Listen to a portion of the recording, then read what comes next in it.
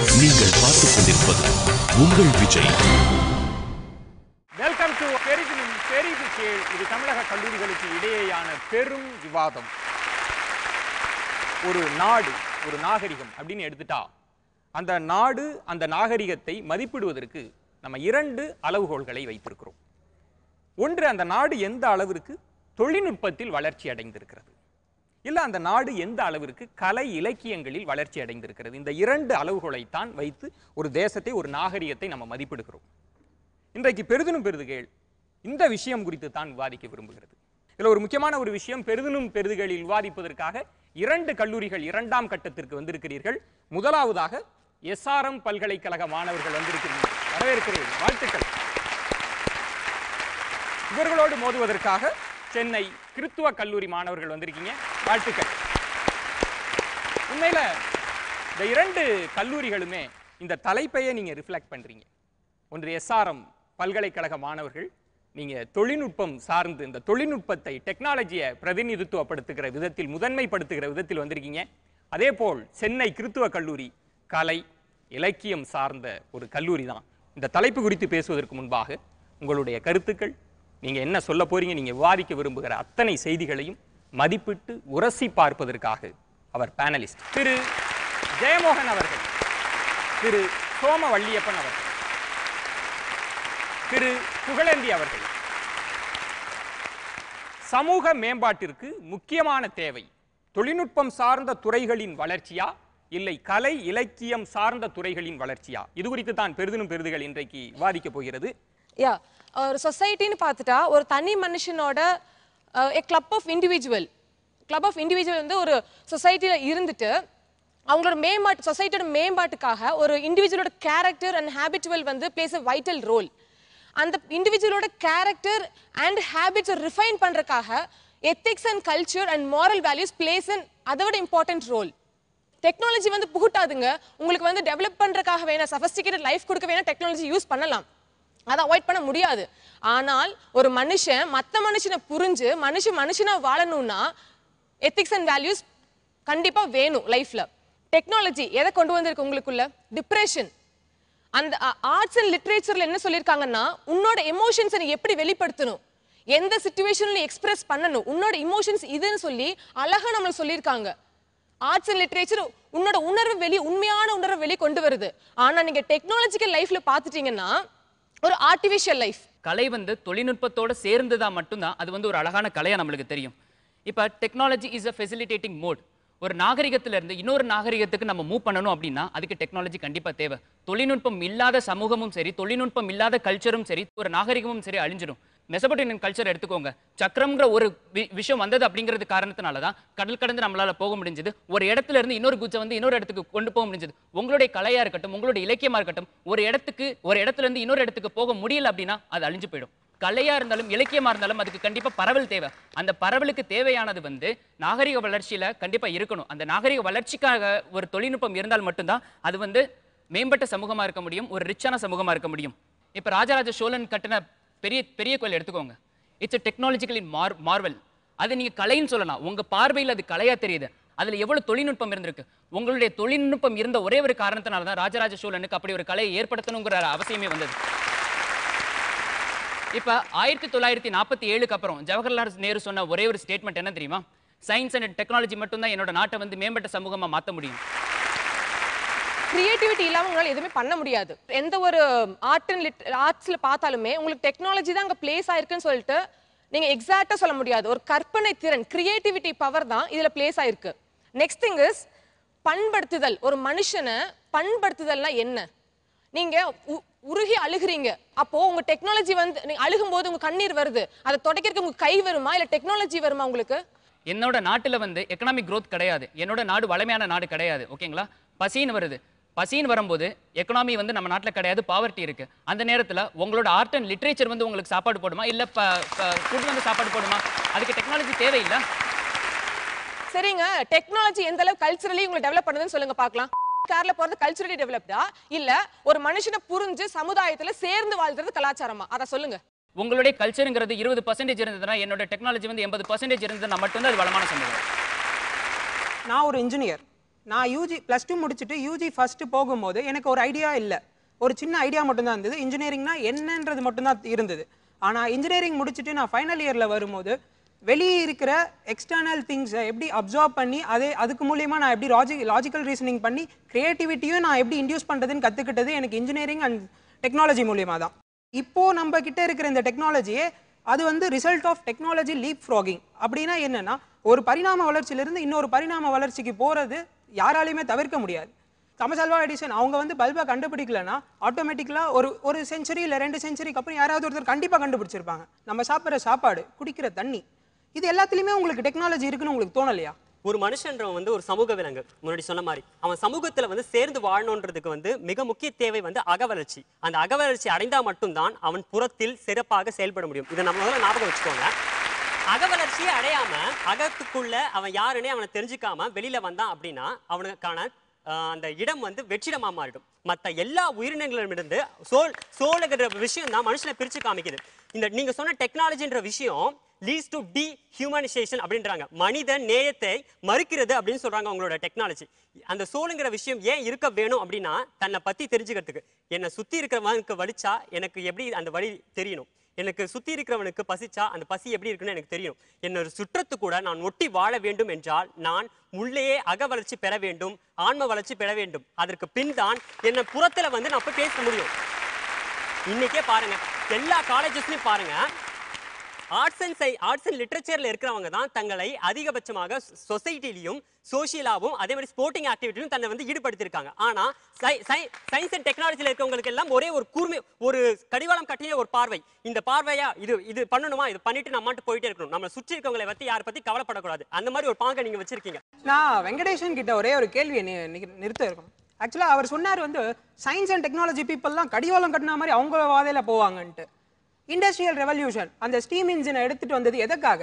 எங்களோட பெனிஃபிட்டுக்காக எடுத்துட்டு வந்தோம். வெயிட் பண்ணுங்க, இருங்க நான் சொல்லி முடிச்சேன். பேசுங்க. ஒரு படிப்புனால ஒரு மனிதனை வந்து வேறுபடுத்தி பார்க்கவே முடியாது. அவனோட இன்னர் தாட், இன்னர் மைண்ட். ஒரு ரவுடி உருவாகிறான்னா அவனுடைய பர்சனல் பிஹேவியர், பர்சனல் தாட். அது நீங்க சொல்ற திட்டுற அதே டெக்னாலஜி உங்களை இது வரைக்கும் இங்க வந்து கொண்டு வந்து நிறுத்திருக்கு.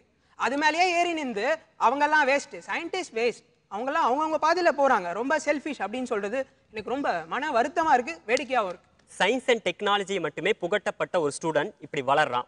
ஆர்ட்ஸ் அண்ட் லிட்ரேச்சர் மூலமா புகட்டப்பட்ட ஸ்டூடெண்ட் இப்படி வளர்றான்னு சொன்னது, இது நீங்க டிஃபரன்ஸ் புரிஞ்சுக்கணும். ஆர்ட்ஸ் அண்ட் லிட்ரேச்சர்ன்றது அவனுடைய உள்ள இருக்கிற அந்த எமோஷன்ஸை வந்து கொடுக்க வருது, சுத்தி இருக்கிறவங்களை பத்தி கவனிக்க வைக்குது. ஆனா சயின்ஸ் அண்ட் டெக்னாலஜி மட்டுமே ஃபோக்கஸ் பண்ண ஒரு விஷயம் அது பண்றதில்ல அப்படின்றத என்னோட வாதம். ஒரு கவிதை யாரும் உட்கார்ந்து ரசிச்சு படிக்கிறது கிடையாது, யாரும் இயற்கையை வந்து ரசிக்கிறது கிடையாது, இயற்கையை அழிச்சிட்டு இருக்கும்.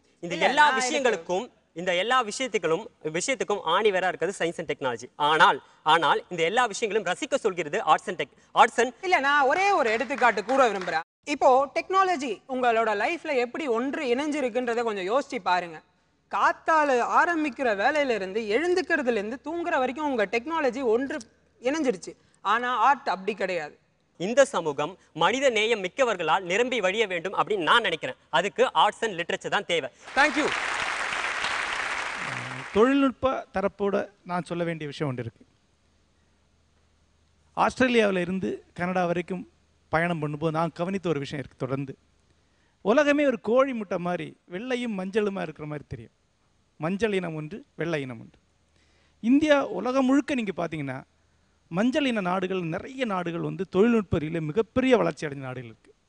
ஆனால் ஒரு மஞ்சள் இனத்தை சேர்ந்த ஒருத்தர் ஒரு புத்தகம் படித்து நீங்கள் ஒரு ரயிலில் நீங்கள் பார்க்க முடியும். பெரும்பாலும் சுடோக்கு தான் போட்டுட்ருப்பாங்க. இந்த நாடுகளில் எல்லாத்துலேயுமே ஜனநாயகம் கிடையாது, அரசியல் கிடையாது, பெரும்பாலும் கலை இலக்கியம் கிடையாது. ஆகவே அங்கே சமத்துவம் கிடையாது. வாழ்க்கை முறை ஒரு எந்திரத்தன வாழ்க்கை முறை இருக்குது. நேர்மாறாக வெள்ளை இருக்குல்ல, தொழில்நுட்பம் இருக்குது, கூடவே கலை இலக்கியம் இருக்குது, கூடவே ஜனநாயகம் இருக்குது, ஆக்கப்பூர்வமான ஒரு வாழ்க்கை இருக்குது. அப்போ வெறும் தொழில்நுட்பம் ஒரு மேலான வாழ்க்கை உருவாக்காது என்பதற்கு கிழக்கு நாடுகள் எல்லாமே பெரும்பாலும் சான்றது. வெறும் தொழில்நுட்பம் அந்த அரசாங்கத்துக்கு அந்த மக்களை அடிமைகளாக வைக்கக்கூடிய அளவுக்கு கருவியாக தான் மாறும்ங்கிறதுக்கு ஒரு உதாரணம். அதே போல் இவங்க சொல்ல வேண்டிய ஒரு முக்கியமான கேள்வி, மார்க்சிய அடிப்படை ஒன்று இருக்குது. ஒரு சமூகத்துடைய கலை இலக்கியம் என்பது சர்ப்ளஸ்லேருந்து தான் உருவாகும். 100 பேர் உழைத்து 100 பேர் சாப்பிட்டாங்கன்னா கலை இலக்கியம் உருவாகாது. 80 பேர் உழைத்து 100 பேர் சாப்பிட்டா 20 பேருக்கான உணவு உற்பத்தி வந்து சர்ப்ளஸ் ஆகுது. அந்த சர்ப்ளஸ் தான் கதை இலக்கியத்தை உருவாக்குது. அந்த சர்ப்ளஸை உருவாக்குறது தொழில்நுட்பம் தான். ஒரு நல்ல கலப்பையை கண்டுபிடிக்கிறது தான் ஒரு சமூகத்தில் ஒரு சிறந்த காவியம் உருவாவதற்கு காரணமாக இருக்குன்னு மார்க்ஸ் சொல்கிறார். ஆகவே தொழில்நுட்பத்தை தவிர்த்துட்டு ஒரு பெரிய கலை தானாகவே ஒரு சமூகத்தை உருவாகி வரும்னு சொல்ல முடியும். Thank you sir. தொடர்ந்து பேசுவோம் ஒரு சிறிய இடைவேளைக்கு பிறகு. பெரிதினும் பெரிது கேள். நீங்கள் பார்த்துக் கொண்டிருப்பது உங்கள் விஜய். வெல்கம் டு பெரிதினும் பெரிது கேள். இது தமிழக கல்லூரிகளுக்கு இடையேயான பெரும் விவாதம். இன்றைக்கு நம்ம கல்வி முறையில் 2 மிக முக்கியமான ஸ்ட்ரீம்ஸ், ஒன்று ஆர்ட் அண்ட் லிட்ரேச்சர், மற்றொன்று டெக்னாலஜி. இதில் எது முதன்மையானது? இது குறித்து தான் பேசிக் கொண்டிருக்கிறோம். தொடர்ந்து பேசலாம். சயின்ஸ் அண்ட் டெக்னாலஜி பத்தி அங்க இருக்கவங்கலாம் பேசுனாங்க. அந்த சயின்ஸ் அண்ட் டெக்னாலஜில வர இன்வென்ஷனுக்கு அந்த பேசிஸ் ஃபவுண்டேஷன் பாத்தீங்கன்னா ஒரு idea, a spark, that's creativity. உங்களை இதே லெவல்ல வைக்கிறது வந்து லாஜிக்கல் திங்கிங். இப்படி நீங்க போகணும்னு ஆசைப்பட்டீங்கன்னா you should be creative enough. என்னோட பர்சனல் எக்ஸ்பீரியன்ஸ் ஒன்று நான் சொல்ல வேண்டியதா இருக்கு. சரியா? இது என்ன அப்படின்னா, இது வரைக்கும் நான் மொத்தமா ஒரு 8 கண்டுபிடிப்புகள் பண்ணியிருக்கேன். இந்த விஷயங்கள் எப்படி வருது அப்படின்னா, ஒரு விஷயத்தால நான் பாதிக்கப்பட்டிருப்பேன். அந்த விஷயம் ஏன் அப்படி நடக்கணும், இந்த விதமா இருந்ததுன்னா அந்த பிரச்சனை வராமல் இருந்திருக்குமே, அப்படி என்னோட லாஜிக்கல் திங்கிங் மைண்டை நான் யூஸ் பண்ணிட்டு அந்த விஷயத்துல வந்து எங்க அம்மா வந்து சொன்னாங்க, வீட்டில் ஆல் அவுட் சுவிட்சை போடுப்பா, கொசு வருதுனாங்க. அப்போ ஏன் வந்து அந்த கெமிக்கல் ரெப்பலன்ஸ் நம்ம யூஸ் பண்ணுவோம், இயற்கை முறையில் போனால் ஒரு 100 நாள் நல்லா இருக்கலாமே, இன்னும் கொஞ்ச நாள் அதிகமாக வாழலாமேன்றதுக்காக அந்த இயற்கை முறையில் ஒரு கொசு மருந்து கண்டுபிடிச்சு ஐஐடி மெட்ராஸில் 2008 pan IIT conference doctor APJ Abdul கலாம்ட்டு ஒரு விருது வாங்கினேன். ஸோ அடுத்த விஷயமா வந்து ஸ்பீட் பிரேக்கரில் இருந்து நான் ஒரு நாள் பஸ்ஸில் போயிட்டு இருக்கோம், ஸ்பீட் பிரேக்கர் நின்றுச்சு அந்த பஸ்ஸு. ஸோ அப்போ வந்து யோசித்தேன், எங்கள் வீட்டுக்கு போய் சுவிட்சை போடும்போது எங்களுக்கு கரண்ட் இல்லை. அப்போ என்னோட லாஜிக்கல் திங்கிங் வந்து ஏன் இந்த ஸ்பீட் பிரேக்கரையும் இந்த கரண்ட்டையும் ஒன்றா ரிலேட் பண்ணக்கூடாது அப்படின்ற ஒரு யோசனை இல்லை. வேகத்தடையிலேருந்து வெறும் 33 வகைகள் ஏறி இறங்குச்சுன்னா 4 மணி நேரத்துக்கு வீட்டில் TV, fridge, washing machine, AC, computer, laptop எல்லாம் பயன்படுத்துறதுக்குள்ள ஒரு ஸ்பீட் பிரேக்கர்லேருந்து கரண்ட் எடுக்க கண்டுபிடிச்சேன். இது யூஜிசி நியூடெல்லியில் 2வது தேசிய விருது கிடச்சிது. ஸோ இதுக்கு அடுத்ததாக வந்து ஒரு நாள் நான் ஹாஸ்டலில் தோசை வாங்கும்போது எனக்கு அந்த தோசை ரொம்ப கஷ்டமாக இருந்துச்சு. இந்த ரொம்ப ஒரு ஹார்டான தோசையாக இருந்துச்சு. இந்த தோசைக்கு ஏன் ஒரு மிஷின் கண்டுபிடிக்கணும் அவர் கண்டுபிடிச்சேன். அந்த தோசை மிஷின் 1 மணி நேரத்தில் 1200 தோசை இது சட்னி சாம்பாரோடு தரும். ஸ்டார்டிங்லேயே நான் சொல்லிட்டேன், சயின்ஸ் அண்ட் டெக்னாலஜி வளர்றது உண்மை, ஆனா அதுக்கு பேசிஸா ஃபவுண்டேஷனா இருந்தது கிரியேட்டிவிட்டி. இவ்வளவு அளவுக்கு நீங்க 7 நேஷனல் அவார்டு வாங்கியிருக்கீங்க, இவ்வளவு சக்சஸ்ஃபுல்லா நீங்க இருக்கீங்கன்னா உங்களுக்கு வை அப்படின்ற ஒரு क्वेश्चन தோணுனது. வை அப்படின்ற क्वेश्चनே லாஜிக்கல் திங்கிங் தானே. the question of why அப்படின்றதே ஒரு கிரியேட்டிவிட்டி தாட். நீங்க வை அப்படின்னு எதுக்காவது ஒரு क्वेश्चन கேக்குறீங்கன்னா அப்போ வந்து உங்களோட ரைட் சைடு பிரெயின் தான் வந்து வர்க் ஆகுதுன்னு அர்த்தம். ரீசனிங் லெஃப்ட் பிரெயின் தானங்க, நீங்க எப்படிங்க ரைட் பிரெயின் சொல்லுவீங்க? Right brain, I think you didn't study your topic properly. அப்படியே நான் படிச்சேனே, இல்ல அப்படிலாம் எதுவும் சொல்லலையா? இல்ல உலகத்தில் இருக்கிற எல்லா மிகப்பெரும் தலைவர்கள் எல்லாமே வந்து ரைட் பிரெயின் பீப்புள் தான்.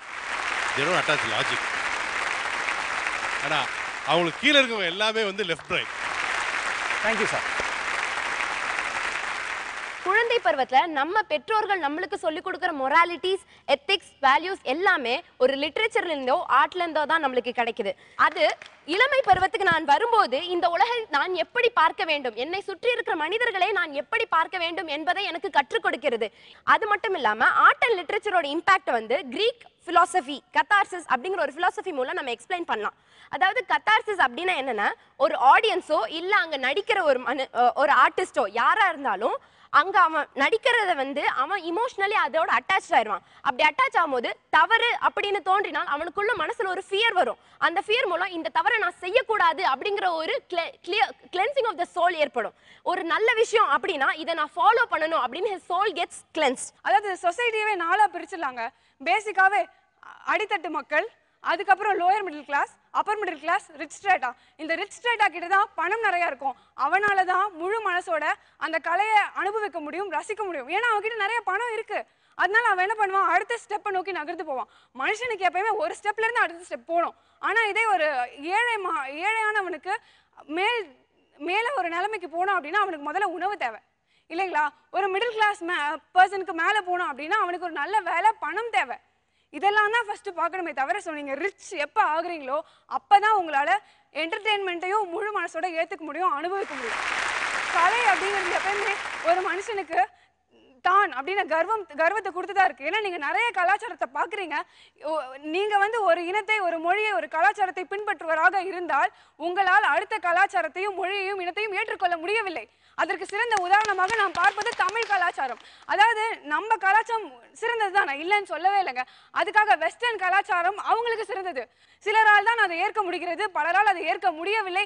முக்கியமாக கலை கலை கலை என்று பேசுபவர்களால் அதனை ஏற்க முடியவில்லை. அது அவங்களுக்கு தப்பா தெரியுது. ஏன் தப்பா தெரியணும்? அது அவங்களுடைய கலாச்சாரம்.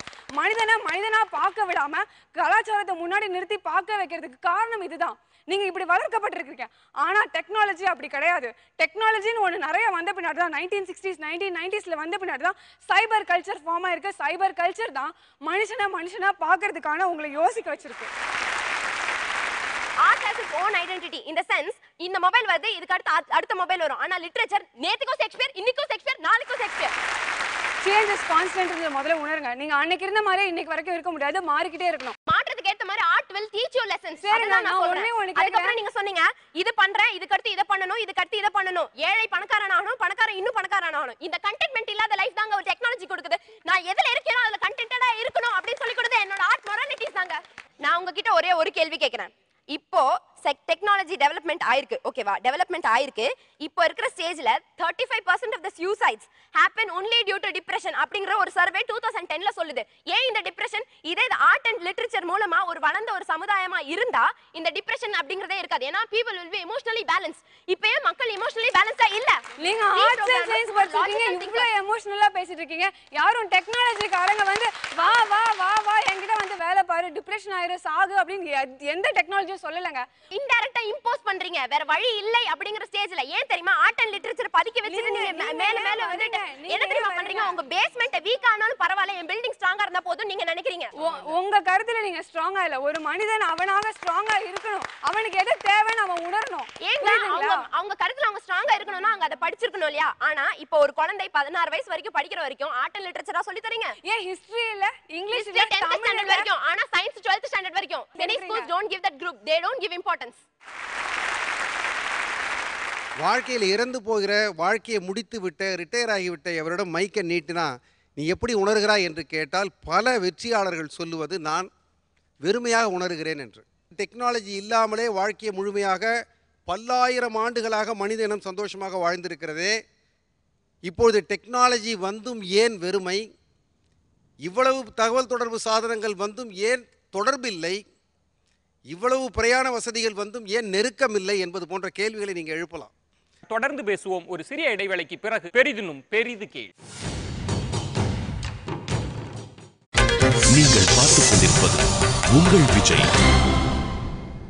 வெல்கம் பேக் டு பெரிதினும் பெரிது கேள். இது தமிழக கல்லூரிகளுக்கு இடையேயான பெரும் விவாதம். இன்றைக்கு நாம் ஒரு சமூக மேம்பாட்டிற்கு கலை இலக்கியம் முக்கியமா அல்லது தொழில்நுட்ப வளர்ச்சி முக்கியமா, இது குறித்து தான் பேசிக் கொண்டிருக்கிறோம். பெரிதினும் பெரிதுகளினுடைய 3ஆம் கட்ட விவாதத்திற்கு செல்வோம். நம்ம இதுவரைக்கும் கலை, இலக்கியம், தொழில்நுட்பம் சார்ந்து நிறைய விஷயங்கள் பேசிட்டே இருக்கோம். இறுதியாக பெரிதினும் பெரிதுகளில் எழுப்ப போகின்ற விவாதம், எது ஒரு படி மேல், கலை இலக்கியமா அறிவியலா?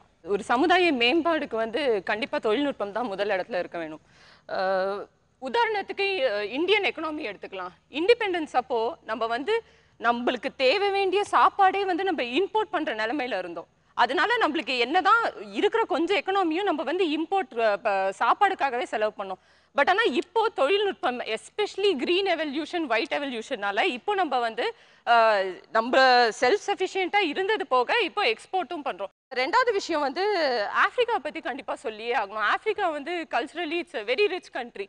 பட் ஆனால் வெறும் அதுக்கு செல்ஃப் டிஃபென்ஸ் இல்லாததுனால ஒரு சொசைட்டினால என்னங்க, நான் டெவலப்மெண்ட்னு பேசுறதுக்கு முன்னாடி நான் ஒரு சொசைட்டி, ஒரு குரூப் ஆஃப் பீப்புளும் முதல்ல என்னோட நோக்கம் வந்து அவங்கள பாதுகாக்கணும், அவங்களுக்கு சாப்பாடு தரணும். அடுத்து நான் டெவலப் பண்ணால் கண்டிப்பாக ஆர்ட்டுக்கு போவேன், அவங்கள முழுமைத்தனம் படுத்த. ஸோ இப்போ ஆஃப்ரிக்கா பார்த்தீங்கன்னா இங்கிலீஷ் பீப்புள் கீழே இருக்கிற ஒரே ரீசன் அந்த செல்ஃப் டிஃபென்ஸ் மெக்கானிசம் அவங்க கிட்ட இல்லை. நான் ஒன்றும் டெக்னாலஜியை வச்சு மற்றவங்களை வந்து போய் அழிக்கணும்னு சொல்லலை. பட் அந்த செல்ஃப் டிஃபென்ஸ் மெக்கானிசம் தானே ஒரு சொசைட்டியை வந்து பாதுகாக்குது. நான் வந்து மனுஷங்க கிட்ட இருந்து மட்டும் கூட சொல்லலை. ஏன் இப்போ சோலார் ஹீட் ஸ்டார்ம்னு சொல்கிறாங்க, அதுக்கு டெக்னாலஜி தானே யூஸ் பண்ண முடியும். நான் ஒரு ஆர்ட்டோ லிட்ரேச்சரையும் வச்சு நான் அந்த சோலார் ஹீட் ஸ்டார்ம் வந்து ஒரு என்னோட ஹியூமன் சொசைட்டியை காப்பாற்ற முடியுமா? முதல்ல சமூக வளர்ச்சினா என்ன அப்படிங்கிறதுக்கான வரையறையை வந்து நம்ம நல்லா தெரிஞ்சுக்கணும்.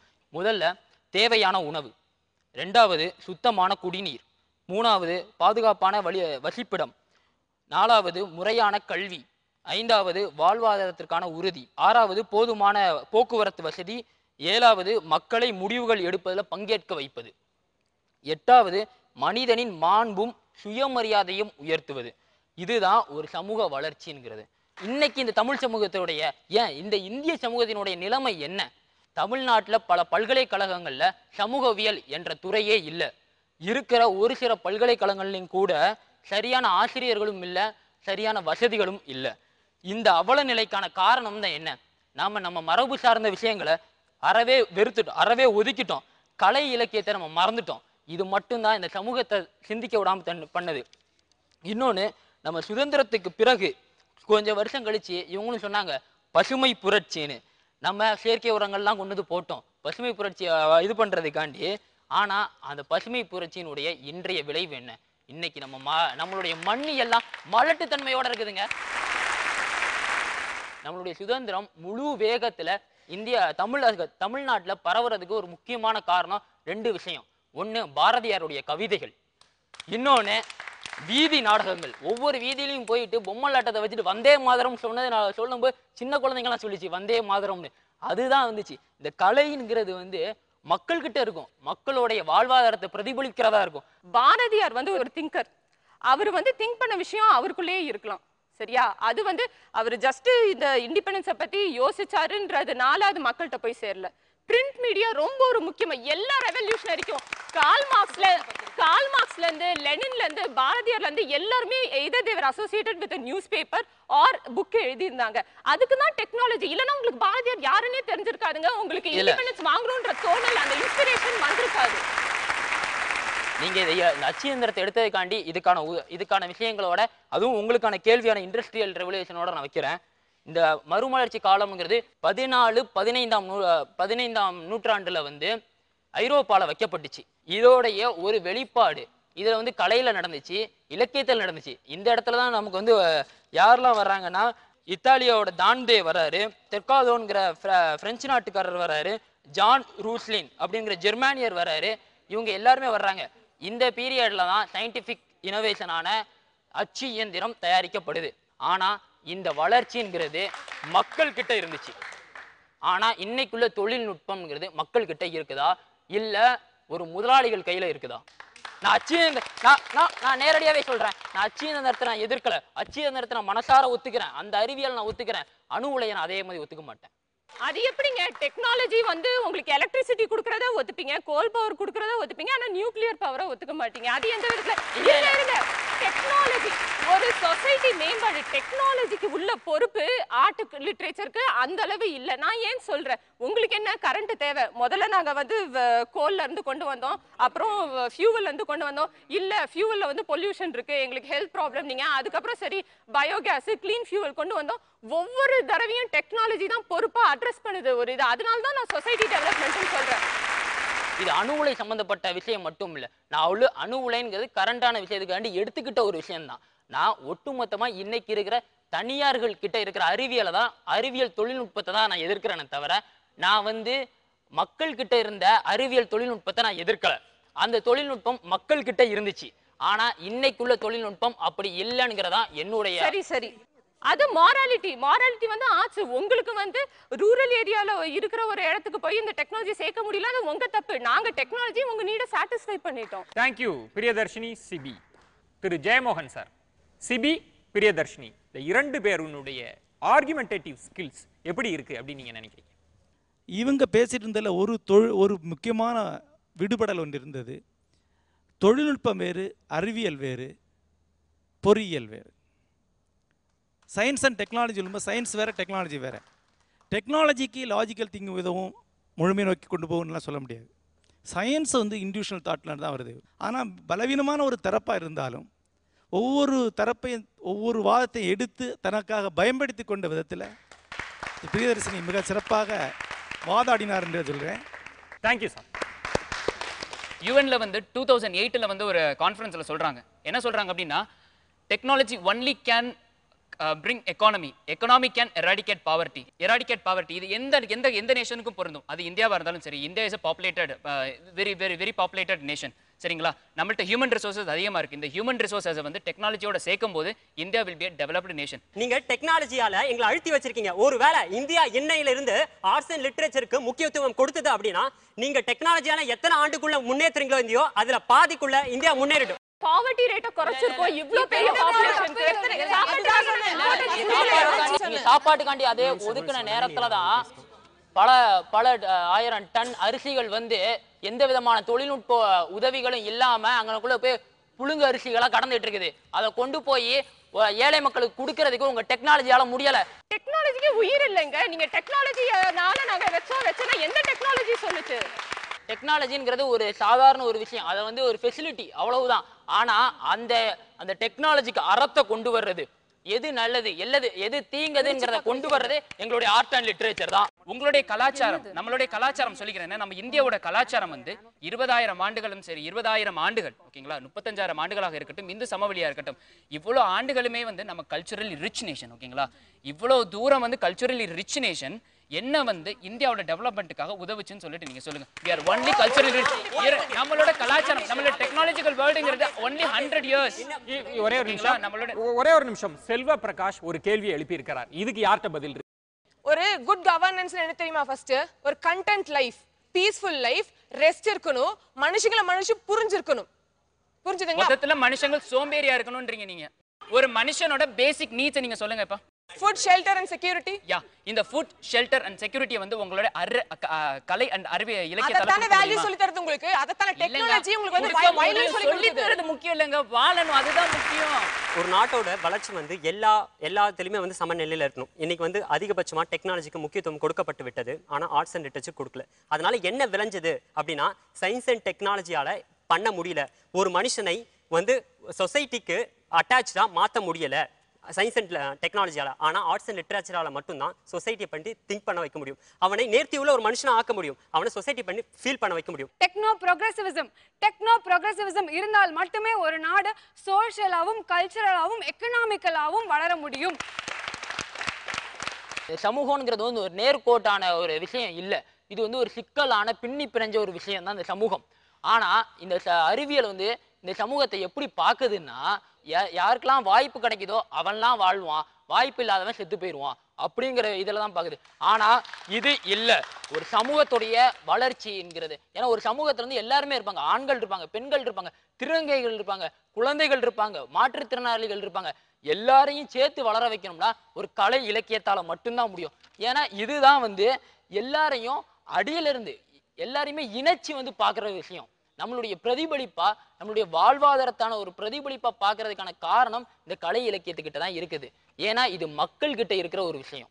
டெக்னாலஜிங்கிறது மக்கள்கிட்ட அந்நியம், ஒரு செயற்கையான ஒரு விஷயம். அதனாலதான் டெக்னாலஜி வந்து ஒரு 2ஆம் தரமா இருக்கலாம், கலை இலக்கியம் தான் முதல்ல இருக்கும். ஏன்னா கலை இலக்கியம் தான் மனுஷனுக்கு வந்து ஒரு அறத்தை சொல்லி கொடுக்கும். ஒரு எது சரி எது தவறுங்கிற ஒரு விஷயத்த வந்து கலை இலக்கியத்தால தான் சொல்லி கொடுக்க முடியும். இந்தியா வந்து மற்ற கண்ட்ரீஸ்லாம் வந்து டெக்னாலஜியால இம்ப்ரூவ் ஆகும்போது நான் வந்து டெக்னாலஜிக்கலி இம்ப்ரூவ் ஆகலன்னா நான் மற்ற நாடு வந்து டிபெண்ட் ஆகி இருக்க வேண்டியது வரும். அதனால example clinical drug research centre ரொம்ப குறைவு. அதனால இப்போ நம்ம வந்து ஃபாரின் கண்ட்ரீஸ்ல பேன் பண்ற ட்ரக்ஸை வந்து நம்ம இங்க யூஸ் பண்ணிக்கிட்டு இருக்கோம். பர்சனலா நான் இதனால வந்து I was close to death.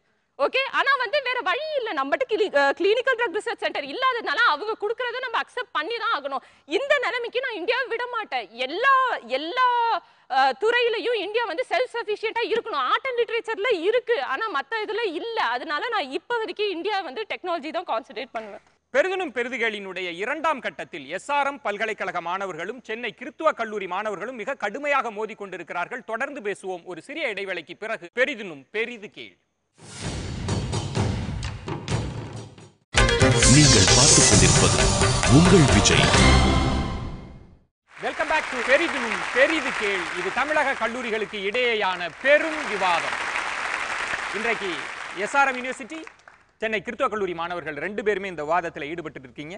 உண்மையில இந்த 2 கல்லூரிகளுமே ஒரு சரிநிகர் விவாதத்தில் தான் ஈடுபட்டு இருக்கீங்க. இது பெரிதும் பெரிதுகளினுடைய முக்கிய கட்டம். பேனலிஸ்ட் இவர்களிடம் உங்களுடைய கேள்விகளை கேட்கலாம்.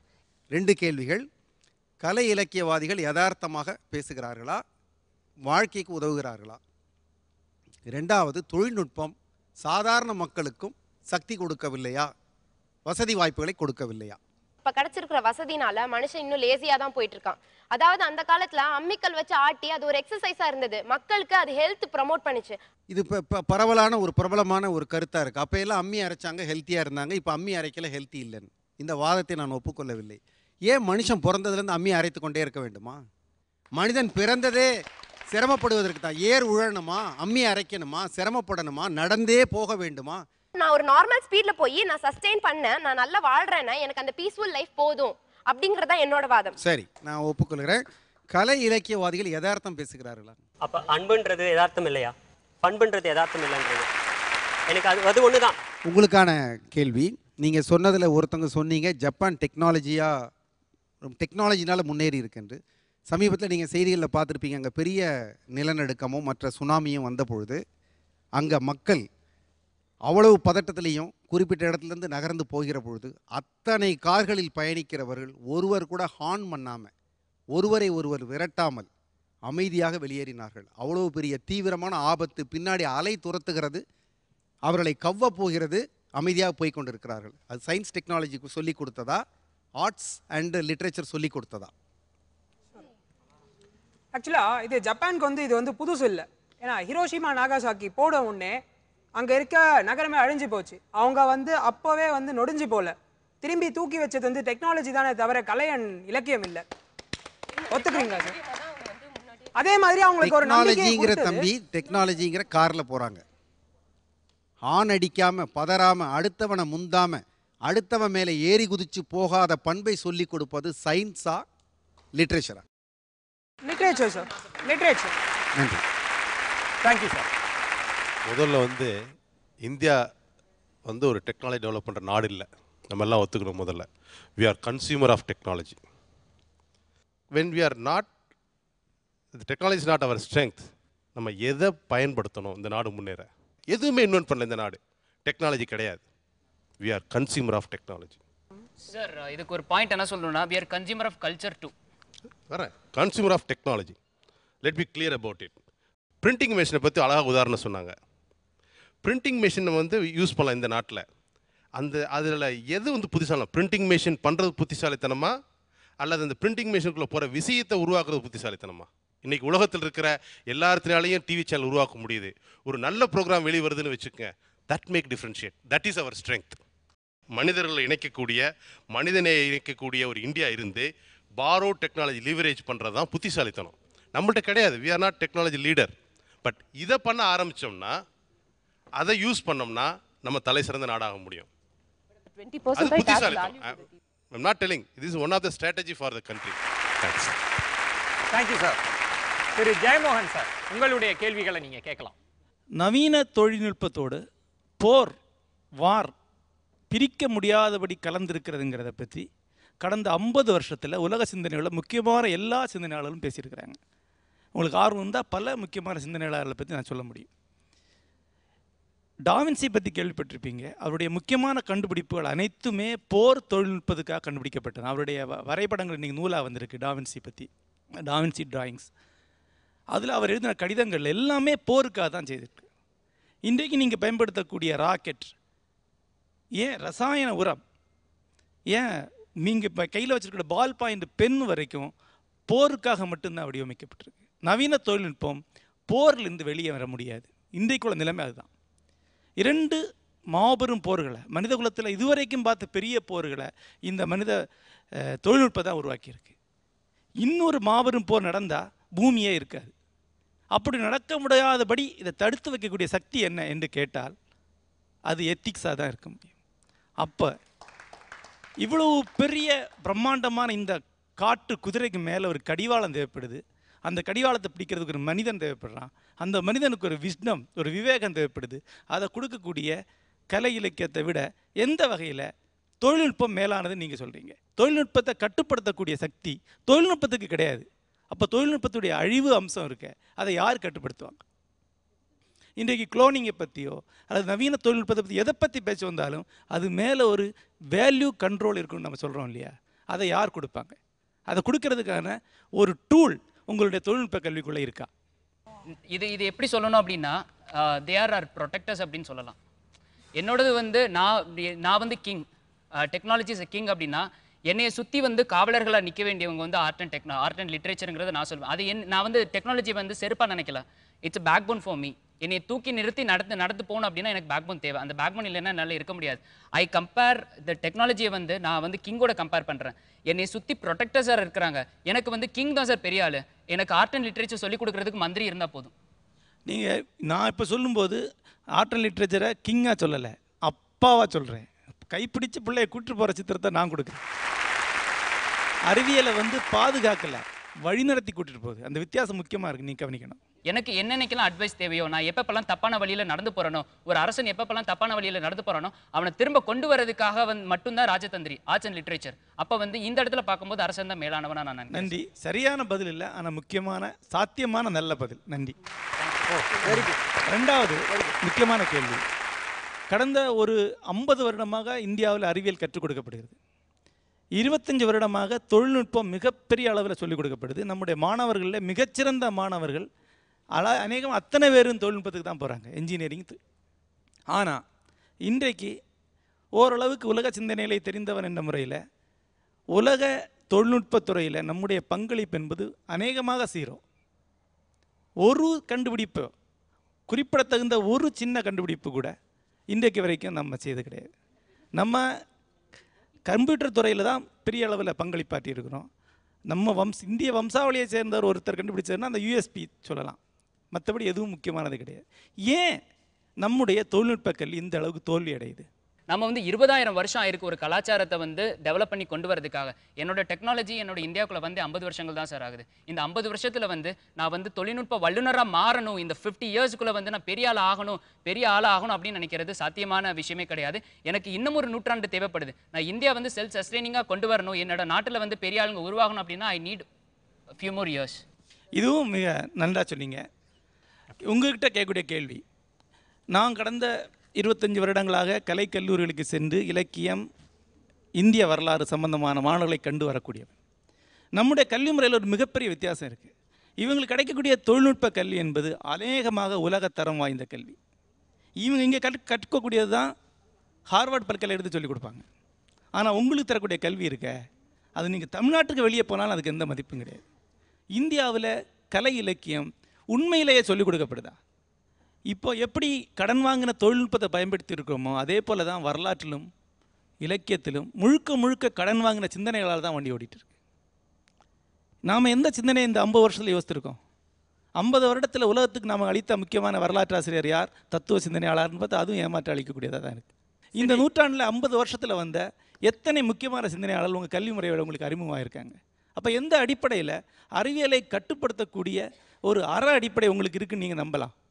ஆக திருப்பி ஒரு வாதத்துக்காக சொல்லலாம் தொழில்நுட்பத்தை அடிப்படையில் இலக்கியம் கலையும் கொண்டு போகும் என்று.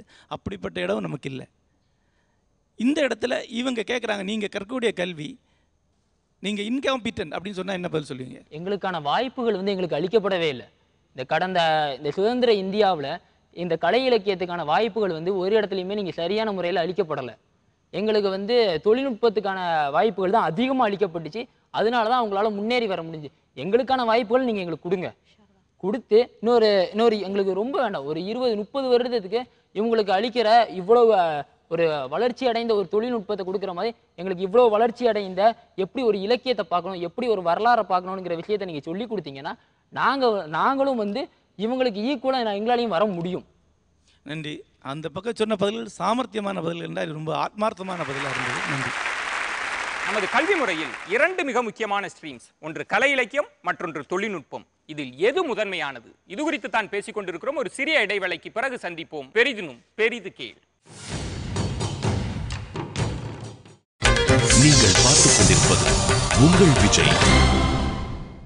வெல்கம் பேக் டு பெரிதினும் பெரிது கேள். இது தமிழக கல்லூரிகளுக்கு இடையேயான பெரும் விவாதம். இன்றைக்கு எஸ்ஆர்எம் பல்கலைக்கழக மாணவர்களும் சென்னை கிறித்துவ கல்லூரி மாணவர்களும் ஒரு பெரும் விவாதத்தை நடத்தி முடித்திருக்கிறார்கள். இப்போது ஒரு கனத்த அமைதி நிலவுகிறது. யார் அந்த ஸ்டார் ஸ்பீக்கர்? இது எந்த கல்லூரி 2ஆம் கட்டத்திலிருந்து அடுத்த கட்டத்திற்கு செல்ல போகிறது? இது முடிவுகளை அறிவிப்பதற்கான தருணம். நாங்கள் 3 நடுவர்களும் ஒருமித்து யோசித்திருக்கிற, குறிப்பாக பல கட்டங்களையும் யோசித்து பார்த்து எல்லாவற்றையும் கலந்து எடுத்த முடிவுகளில் வெற்றி பெற்ற மாணவராக, சிறப்பாக டிபேட்டிங் ஸ்கில்ஸ் இருக்கிற மாணவராக நாங்கள் முடிவு செய்திருப்பது செல்வ பிரகாஷ். செல்வ பிரகாஷ்.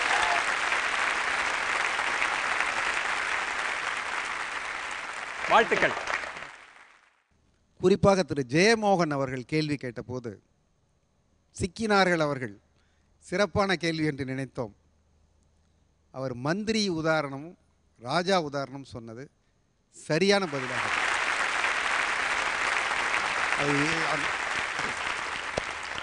இரண்டு தரப்பிலும் பலவீனமான தரப்பு இவர்களுடைய தான்.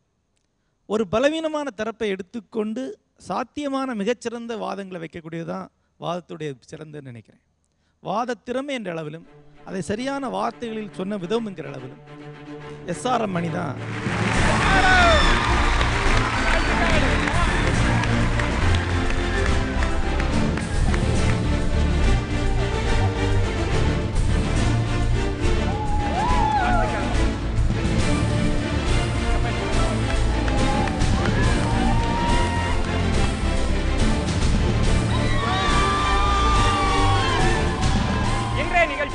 SRM கல்லூரி மாணவர்கள் தான் வெற்றி கோப்பையை தட்டி சென்றிருக்கிறார்கள். அடுத்த வாரம் சந்திப்போம். பெரிதினும் பெரிது.